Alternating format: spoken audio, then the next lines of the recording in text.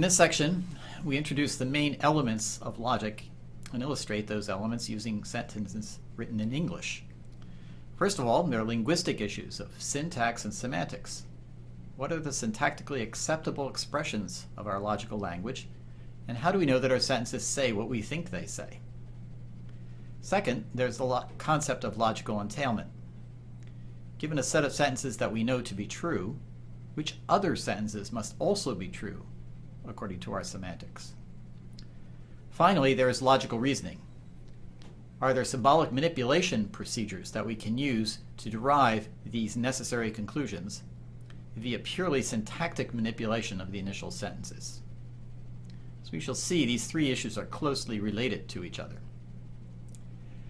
Consider the interpersonal relations of a small sorority.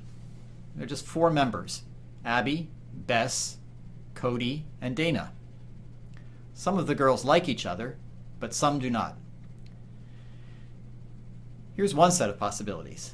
Abby likes Cody, Bess likes Cody, and so forth. Let's assume that we do not know this information ourselves, but we have informants who know the girls and are willing to share what they know. Each informant knows a little about the likes and dislikes of the girls, but no one knows everything. Here's where logic comes in.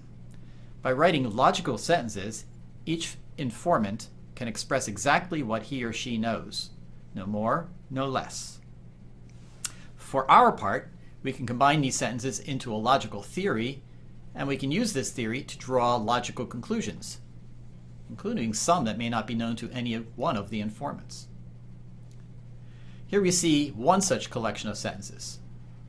The first sentence is straightforward. It tells us that Dana likes Cody. The second and third sentences tell us what is not true without saying what is true. The fourth sentence says that one condition holds or another, but does not say which. The fifth sentence gives us a general fact about the girls Abby likes. The sixth sentence expresses a general fact about Cody's likes. The last sentence says something about everyone. As we go through these videos, we will occasionally come upon interactive exercises like this one. Different exercises have different purposes. In some cases, they are simple demonstrations. In other cases, they test one's understanding of the ideas just presented. And in yet other cases, they motivate upcoming material.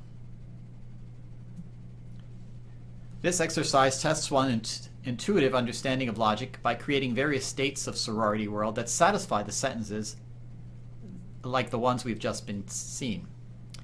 Do the exercise, and when you're done, continue with the video.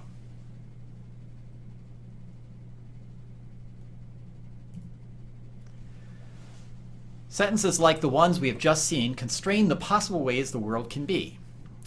Each sentence divides the set of possible worlds into 2 subsets, those in which the sentence is true and those in which the sentence is false. Believing a sentence is tantamount to believing that the world is in the first set. Given 2 sentences, we know that the world must be in the intersection of the sets of worlds in which the first sentence is true and a set of worlds in which the second sentence is true. Ideally, when we have enough sentences, we know exactly how things stand. Unfortunately, this is not always the case. Sometimes a collection of sentences only partially constrains the world. For example, there are 4 different worlds that are consistent with our sorority world sentences. Even though the set of sentences does not determine a unique world, it's often the case that some sentences are true in every world that satisfies the given sentences. A sentence of this sort is said to be a logical conclusion from the given sentences. Or said the other way around, a set of premises logically entails a conclusion if and only if every world that satisfies the premises also satisfies the conclusion. What can we conclude from our set of sentences? Quite a bit, as it turns out. For example, it must be the case that Bess likes Cody. Also, Bess does not like Dana.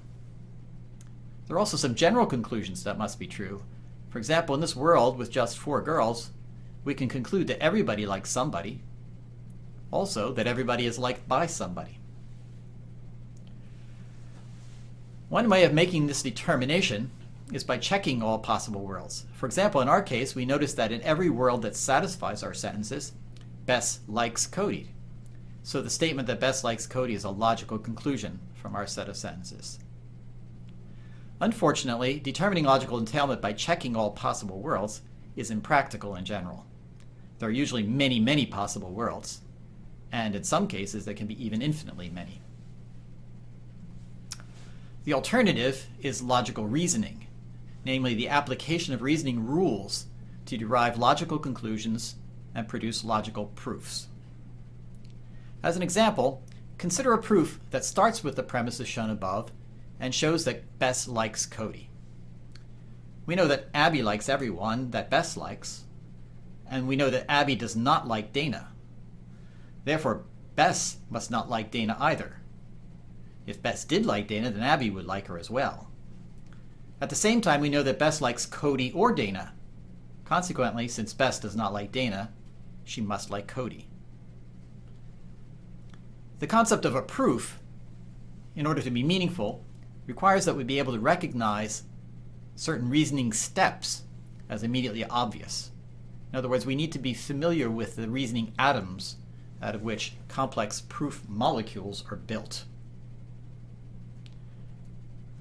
One of Aristotle's great contributions to philosophy was his recognition that what makes a step of a proof immediately obvious is its form rather than its content. It does not matter whether we are talking about blocks or stocks or sorority girls.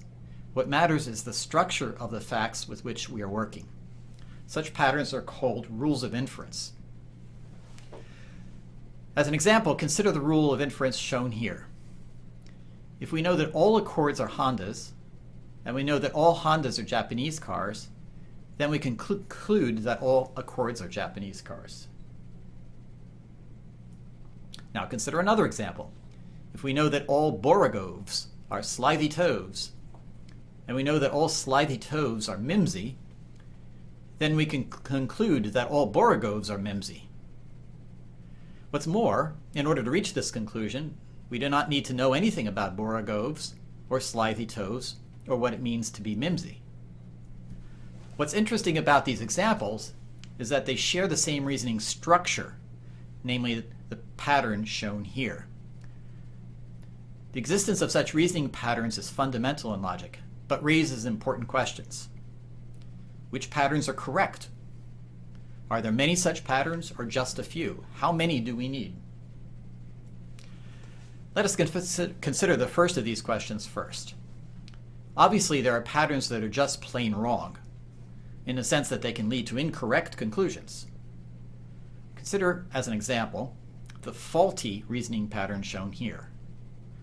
All x are y, some y are z, therefore some x are z. Now let's take a look at an instance of this pattern. If we replace x by Toyotas, and y by Japanese, and z by made in America, we get the following line of argument, leading to a conclusion that happens to be correct. All Toyotas are Japanese, some Japanese are made in America, therefore some Toyotas are made in America. On the other hand, if we replace x by Toyotas, and y by cars, and z by Porsches, we get a line of argument leading to a conclusion that happens not to be correct. All Toyotas are cars, some cars are Porsches, therefore some Toyotas are Porsches. Not so good. What distinguishes a correct pattern from one that is incorrect is that it must always lead to correct conclusions. That is, conclusions that are logically entailed by the premises. As we will see, this is the defining criterion for what we call deduction. Of all the types of reasoning, deductive reasoning is the only one that guarantees its conclusions in all cases. It has some very special properties and holds a unique place in logic.